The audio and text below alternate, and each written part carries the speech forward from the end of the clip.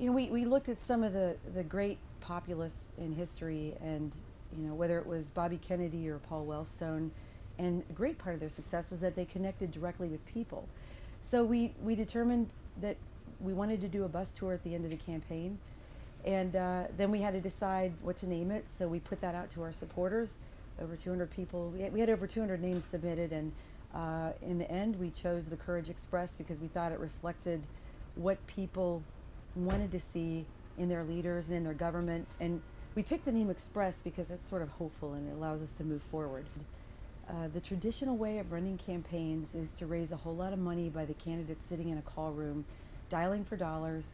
Then the money goes to the Washington consultants who make a percentage of how much TV time you buy, but they tell you by polling what to say, how to say it. They use focus groups to decide whether you should say it or somebody else should say it. And it's such a disconnect with what's going on right here in Ohio. With my state, we're in a tough spot right now. We've fallen down. We've lost so many manufacturing jobs, and you can go through the city of Lorain, which is trying so valiantly to recover and is making some progress, but you see how much things have changed here in Ohio. The effects of the downturn in the auto industry have hit us much harder here because we not only are producing cars here, but parts in the whole stream of what it takes to make an automobile.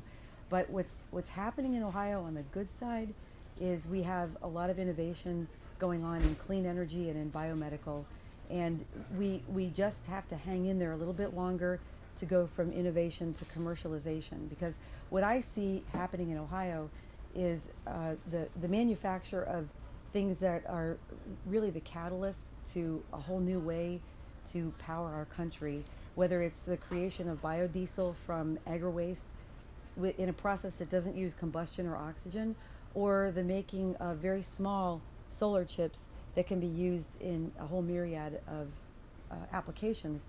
Now, I'm not the establishment candidate. I should be, since I currently hold statewide office, but I really don't think that I was the one that the people who seem to be the Wizard of Oz behind the curtain really wanted to do this. But on the other hand, there were so many people who said, you've got to do this, especially women, because we've never had a woman elected to the U.S. Senate from Ohio, and not even a woman who's won a contested primary for any party for the U.S. Senate in Ohio.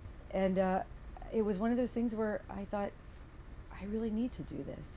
If I don't, it could be 20 or 25 years before a woman's position to run, and why shouldn't our government look like us? I am unafraid to take a principled stand on controversial issues.